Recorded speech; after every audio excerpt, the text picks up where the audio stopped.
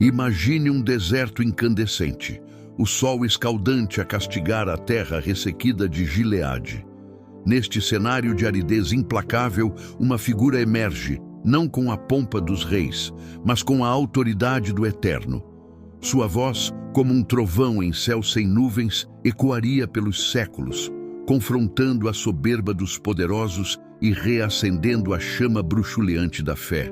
Seu nome, Elias, o Tisbita, uma história gravada não em monumentos de pedra, mas no espírito de uma nação, um legado mais retumbante que o ouro dos impérios. Amados irmãos, a paz do Senhor Jesus Cristo, que a graça abundante de nosso Pai Celestial e a comunhão transformadora do Espírito Santo repousem sobre cada coração sedento pela verdade. Sejam todos calorosamente acolhidos ao canal Escrituras Bíblicas Reveladas, o seu farol de luz e sabedoria, dedicado a desvendar as profundezas da Palavra de Deus.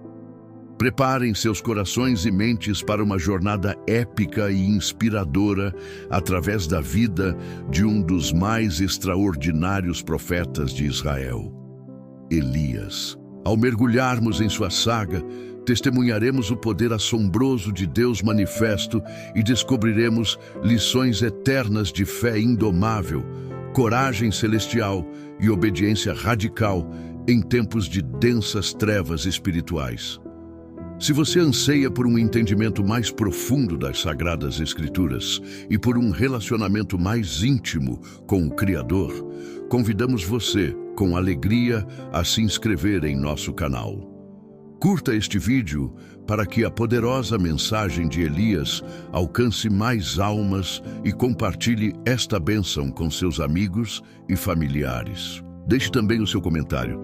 Queremos saber quais são suas expectativas para esta imersão na vida deste gigante da fé. Hoje, desvendaremos os primórdios da história de um homem cuja vida e ministério não apenas abalaram um reino apóstata, mas também ecoaram as profecias divinas anunciando a intervenção de Deus na história. Conforme predito em Malaquias, capítulo 4, versículo 5. Eis que eu vos enviarei o profeta Elias antes que venha o grande e terrível dia do Senhor. Preparem-se para revelações que podem transformar sua compreensão e fortalecer sua caminhada espiritual. A história de Elias emerge das brumas do mistério. Um homem de Gileade, terra de pastores rudes e guerreiros valentes. A Bíblia não nos oferece uma genealogia detalhada de sua família, como faz com outros grandes vultos. Alguns veem nesse silêncio um espelho da própria natureza de seu ministério. Súbito, direto, sem as credenciais terrenas que os homens costumam valorizar. Ele era simplesmente Elias, o Tisbita, dos moradores de Gileade, como registrado em 1 Reis, capítulo 17, versículo 1. No século IX a.C., o reino de Israel encontrava-se espiritualmente enfermo, afogado na idolatria promovida pelo rei Acabe e sua ímpia esposa, Jezabel, adoradora de Baal. A nação escolhida havia se desviado do Deus vivo, erguendo altares a falsos deuses, corrompendo o culto e o coração do povo.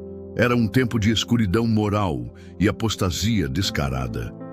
É neste cenário desolador que Elias surge, como um raio enviado dos céus. Sem aviso prévio, sem pedir audiência ou permissão, Elias apresenta-se diante do rei Acabe. Sua mensagem é tão árida quanto o deserto que em breve assolaria a terra. Vive o Senhor Deus de Israel, perante cuja face estou, que nestes anos nem orvalho nem chuva haverá, senão segundo a minha palavra.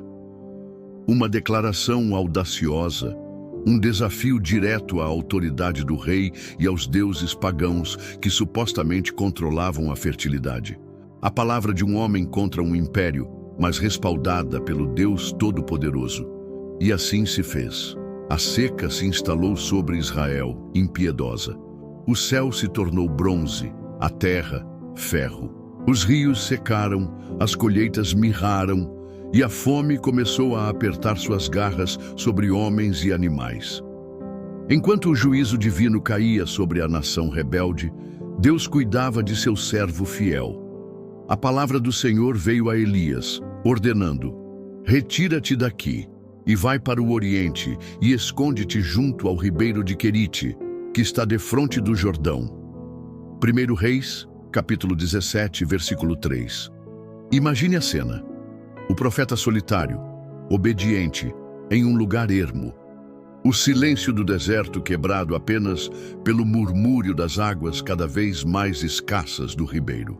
Ali, a provisão divina se manifestou de forma extraordinária e singular, conforme lemos em 1 Reis, capítulo 17, versículo 6. E os corvos lhe traziam pão e carne pela manhã, como também pão e carne à noite, e bebia do ribeiro. Pássaros impuros, segundo a lei, tornando-se instrumentos do sustento do profeta de Deus. Que lição sobre a soberania e a providência do Altíssimo! Os dias se transformaram em semanas, talvez meses. Elias, em Querite, aprendia na escola da dependência total, enquanto a nação experimentava as consequências de sua rebelião. O ribeiro, contudo, começou a secar, pois não havia chuva na terra. Mas o Deus que comanda corvos e seca rios já tinha um novo plano para seu servo, um plano que o levaria para além das fronteiras de Israel, para uma terra pagã, onde seu poder seria revelado de maneiras ainda mais surpreendentes. A jornada de fé de Elias estava apenas começando. Quando as águas do ribeiro de Querite finalmente cessaram, a palavra do Senhor infalível e precisa veio novamente a Elias, conforme registrado em 1 Reis, capítulo 17, versículo 9.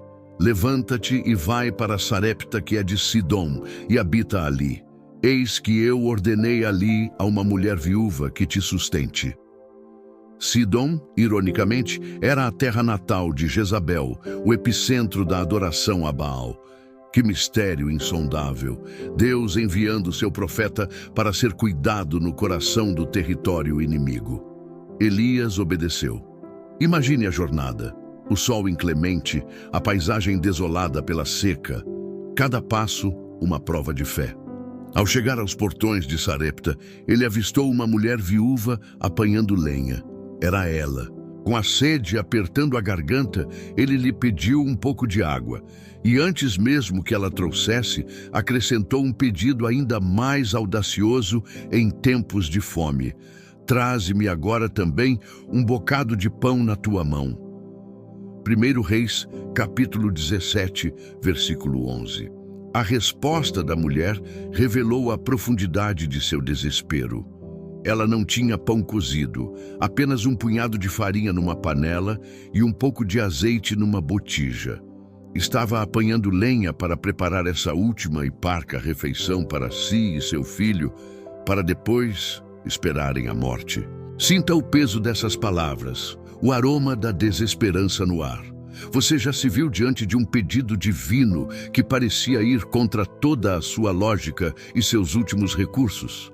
Mas Elias, porta-voz da promessa, trouxe uma palavra de esperança divina. Não temas, vai, faze conforme a tua palavra, porém faze disso primeiro para mim um bolo pequeno e traze-mo aqui. Depois farás para ti e para teu filho. Porque assim diz o Senhor Deus de Israel: a farinha da panela não se acabará, e o azeite da botija não faltará, até o dia em que o Senhor dê chuva sobre a terra. 1 Reis, capítulo 17, versículos 13 e 14. Que prova de fé para aquela mulher!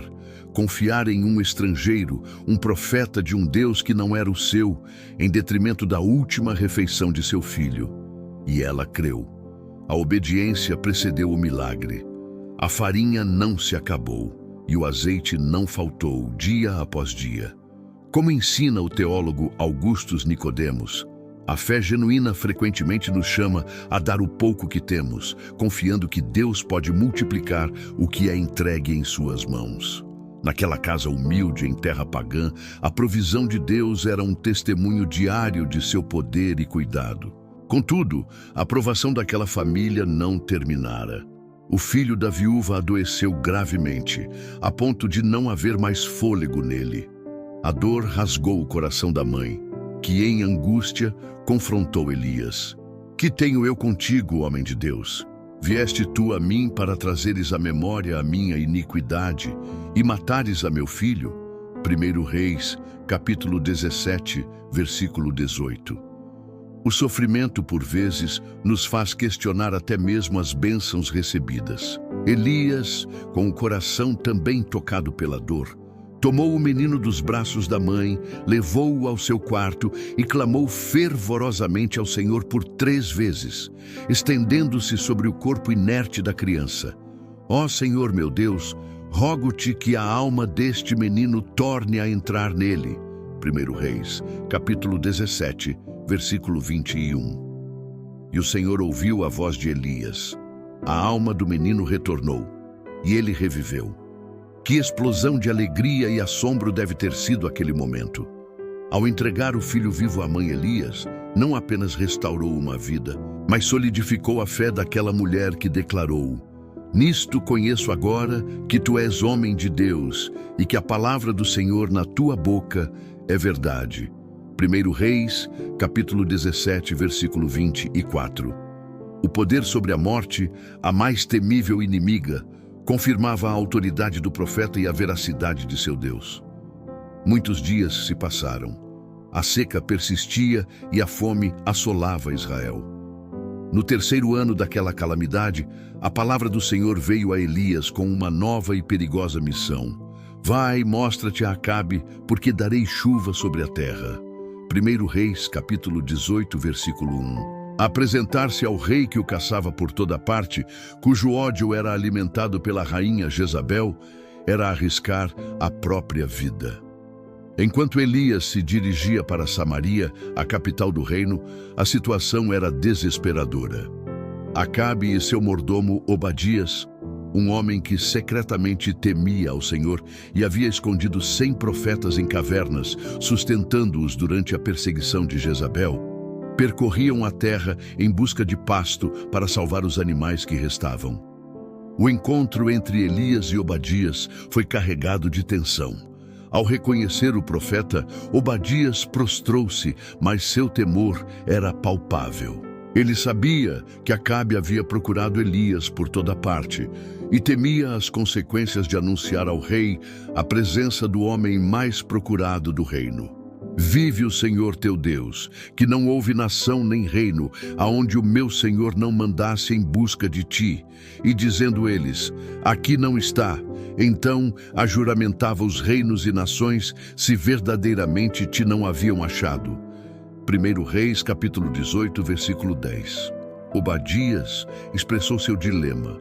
E se o Espírito do Senhor arrebatasse Elias novamente e Acabe, não o encontrando, o matasse? Em momentos de grande pressão, como equilibramos nossa prudência humana com a ousadia que a fé em Deus exige? Elias, porém, foi firme, assegurando-lhe com um juramento: vive o Senhor dos exércitos, perante cuja face estou, que hoje hei de mostrar-me a ele. 1 Reis, capítulo 18, versículo 15. A coragem do profeta, alicerçada na certeza do chamado divino, contrastava com o medo compreensível de Obadias. O cenário estava sendo montado para um confronto que definiria o destino espiritual de Israel. A promessa de chuva estava no ar, mas antes, as nuvens da idolatria precisavam ser dissipadas pela luz da verdade. O que aconteceria quando o profeta do fogo e o rei apóstata finalmente se encontrassem face a face? Obadias, cumprindo a ordem do profeta, partiu e anunciou a Acabe que Elias o aguardava. O encontro entre o rei apóstata e o homem de Deus estava prestes a acontecer. Imagine a cena. De um lado, a pompa real, a armadura reluzente, a arrogância de quem se julga intocável. Do outro, a figura austera do profeta, vestido com peles, mas revestido da autoridade do Altíssimo. Assim que Acabe viu Elias, cuspiu sua acusação conforme 1 Reis, capítulo 18, versículo 17. És tu o perturbador de Israel? A resposta de Elias foi destemida, direta como uma flecha. Eu não tenho perturbado a Israel, mas tu e a casa de teu pai, porque deixastes os mandamentos do Senhor e seguistes a Baal. 1 Reis, capítulo 18, versículo 18. Que coragem singular para apontar o pecado do rei em sua própria face. Elias não apenas se defendeu, mas lançou um desafio monumental: que Acabe reunisse todo o Israel no Monte Carmelo, junto com os 450 profetas de Baal e os 400 profetas de Aserá que comiam da mesa de Jezabel. O palco para o maior confronto espiritual da história de Israel estava sendo montado. O Monte Carmelo se encheu com uma multidão expectante. De um lado, os profetas idólatras, confiantes em seus números e no favor real. Do outro, Elias, sozinho, representando o Deus vivo. Diante do povo hesitante que balançava entre duas fés, Elias bradou com voz potente: Até quando cocheareis entre dois pensamentos? Se o Senhor é Deus, segui-o, e se Baal, segui-o. 1 Reis, capítulo 18, versículo 21. O silêncio da multidão era a prova de sua indecisão. Em que áreas de nossa vida ainda tentamos servir a dois senhores, dividindo nossa lealdade e enfraquecendo nosso testemunho? O desafio foi lançado. 2 novilhos seriam preparados para sacrifício, um para os profetas de Baal, outro para Elias. Ninguém poria fogo. O Deus que respondesse com fogo do céu, consumindo o holocausto, esse seria reconhecido como o Deus verdadeiro. Todo o povo anuiu. Os profetas de Baal começaram. Desde a manhã até o meio-dia, clamaram, dançaram, gritaram o nome de Baal. O som de suas invocações ecoava pela montanha, mas o céu permanecia mudo, de um azul indiferente. Elias, observando o frenesi inútil, começou a zombar deles. Clamai em altas vozes, porque ele é um Deus. Pode ser que esteja falando, ou que tenha alguma coisa que fazer, ou que intente alguma viagem. Porventura dorme e despertará. 1 Reis, capítulo 18, versículo 27. A ironia do profeta expunha a impotência do ídolo. Desesperados, os profetas de Baal se retalhavam com facas e lancetas, conforme seus rituais, até o sangue jorrar. Mas não houve resposta, nem voz, nem atenção. Então, ao cair da tarde, Elias chamou o povo para perto. Com reverência solene, restaurou o altar do Senhor que estava quebrado, usando 12 pedras, representando as 12 tribos de Israel, um ato simbólico de restauração da unidade e da aliança. Preparou a lenha, cortou o novilho em pedaços e o pôs sobre ela. E para tornar o milagre ainda mais incontestável, ordenou que derramassem 4 cântaros de água sobre o holocausto e sobre a lenha, repetindo o ato por 3 vezes, até que a água corria ao redor do altar e enchia também o rego que fizera. Tudo estava encharcado. No momento do sacrifício da tarde, Elias aproximou-se e orou. Sua oração não foi um clamor desesperado, mas uma declaração de fé e um apelo pela glória de Deus e pela restauração de seu povo. Senhor Deus de Abraão, de Isaque e de Israel, manifeste-se hoje que Tu és Deus em Israel e que eu sou Teu servo e que conforme a Tua palavra fiz todas estas coisas. Responde-me, Senhor, responde-me, para que este povo conheça que Tu és o Senhor Deus e que Tu fizeste voltar o seu coração. 1 Reis, capítulo 18, versículos 36 e 37. Mal terminara de orar, e o fogo do Senhor desceu dos céus. Uma labareda sobrenatural, divina, consumiu o holocausto, a lenha, as pedras, o pó, e ainda lambeu a água que estava no rego. Um silêncio atônito tomou conta da multidão, seguido por um grito uníssono de reconhecimento e temor. Só o Senhor é Deus, só o Senhor é Deus. 1 Reis, capítulo 18, versículo 39. A idolatria fora desmascarada. O Deus vivo se revelara com poder consumidor. Com a autoridade divina manifesta, Elias ordenou que os profetas de Baal fossem agarrados. Nenhum escapou. Foram levados ao ribeiro de Quizon. E ali Elias os matou, expurgando a idolatria que contaminara Israel, cumprindo a lei divina contra os falsos profetas. O teólogo Rodrigo Silva, ao comentar sobre a arqueologia e os cultos cananeus, ressalta como essas práticas idólatras envolviam rituais cruéis e imorais, justificando o juízo divino. Após essa vitória retumbante, Elias disse a Acabe: "Sobe, come e bebe, porque há ruído de abundante chuva." 1 Reis, capítulo 18, versículo 41. Enquanto Acabe subia para se banquetear, Elias subiu ao cume do Carmelo. Ali, prostrou-se em terra, pôs o rosto entre os joelhos e orou intensamente. Sua fé no Deus que acabara de enviar fogo agora se estendia para o Deus que enviaria a chuva prometida. Enviou seu moço 7 vezes para olhar na direção do mar. 6 vezes ele voltou dizendo: "Não há nada." Mas Elias persistiu. Você já perseverou em oração por algo que parecia impossível, mesmo quando não via sinal algum de resposta? Na 7ª vez, o moço retornou com uma notícia singela: "Eis aqui uma pequena nuvem, como a mão de um homem, subindo do mar." 1 Reis, capítulo 18, versículo 44. Era o suficiente. Elias mandou avisar Acabe para preparar seu carro e descer, para que a chuva não o detivesse. Em pouco tempo, os céus se enegreceram com nuvens e vento, e caiu uma grande chuva. A terra sedenta bebeu com avidez, e a promessa de Deus se cumpriu. E o Espírito do Senhor veio sobre Elias. Ele cingiu os lombos e correu adiante de Acabe até a entrada de Jezreel. O profeta que trouxe fogo do céu agora corria sob a chuva torrencial, um testemunho vivo do poder e da fidelidade de seu Deus. A vitória parecia completa, mas uma nova e sombria ameaça já se formava no horizonte.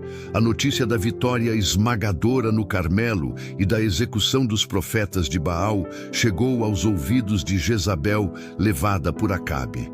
A rainha, enfurecida, consumida por um ódio satânico, enviou um mensageiro a Elias com um juramento terrível: "Assim me façam os deuses, e outro tanto, se de certo amanhã, a estas horas, não puser a tua vida como a de um deles." 1 Reis, capítulo 19, versículo 2. O homem que enfrentara centenas de profetas e um rei apóstata, agora temeu a ameaça de uma mulher vingativa. Elias, tomado por um medo avassalador, fugiu para salvar sua vida. Deixou seu moço em Berseba e embrenhou-se um dia de caminho no deserto. Ali, exausto física e emocionalmente, prostrou-se debaixo de um zimbro e pediu a morte para si. "Já basta, ó Senhor. Toma agora a minha vida, pois não sou melhor do que meus pais." O pastor Tiago Brunet, refletindo sobre momentos como este, muitas vezes nos lembra que Deus não está limitado aos nossos espetáculos.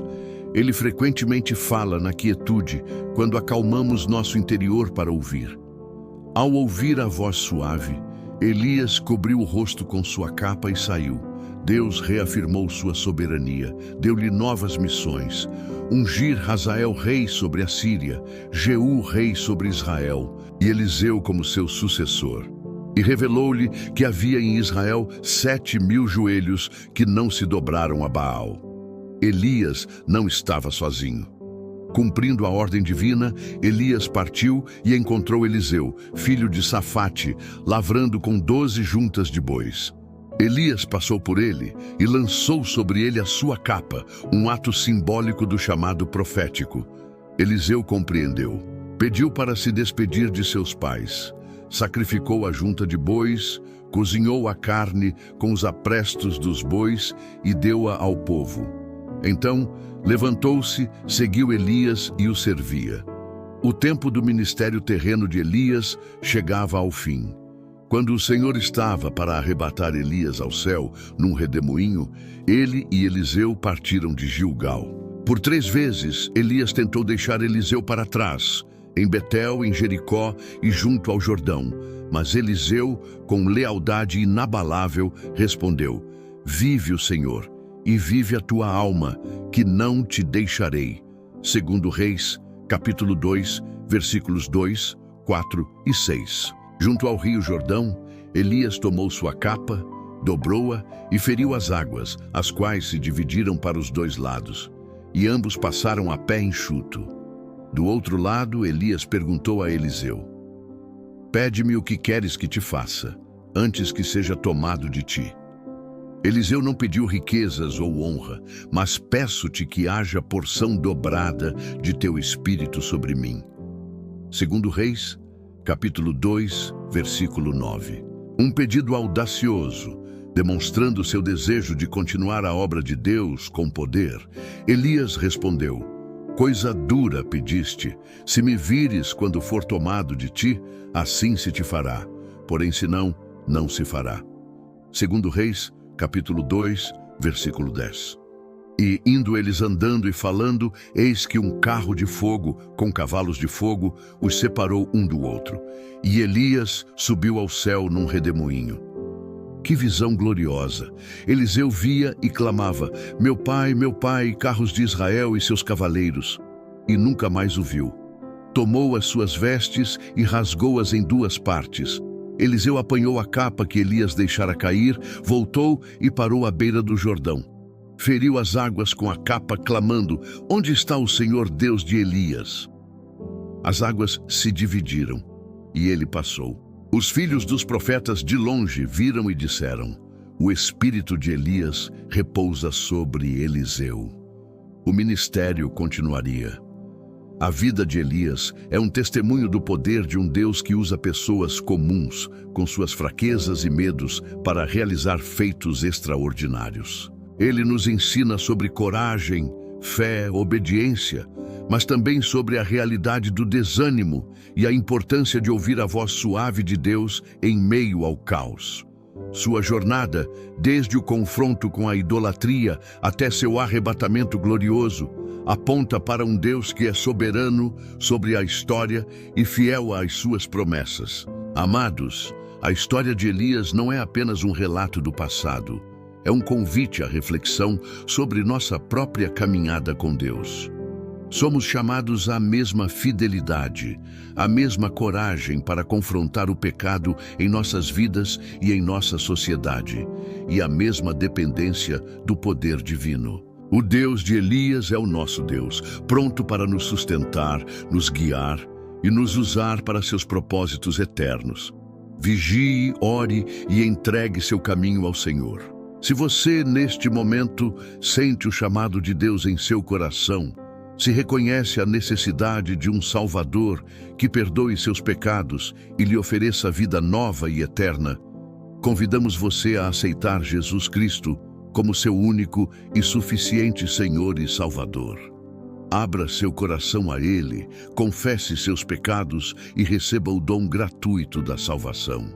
Encorajamos você a procurar uma igreja cristã próxima de sua casa, onde a Bíblia é ensinada com fidelidade, e comece a congregar, a aprender mais da palavra e a ter comunhão com outros irmãos na fé. Agradecemos imensamente por ter nos acompanhado nesta jornada pela vida do profeta Elias. Se este conteúdo enriqueceu sua fé e trouxe revelação ao seu coração, pedimos com carinho que se inscreva no canal Escrituras Bíblicas Reveladas. Curta este vídeo e compartilhe esta mensagem com todos aqueles que você ama.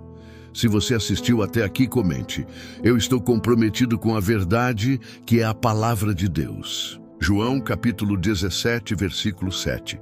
Que a paz de nosso Senhor Jesus Cristo, o amor de Deus Pai e a comunhão do Espírito Santo sejam com todos vocês. Amém.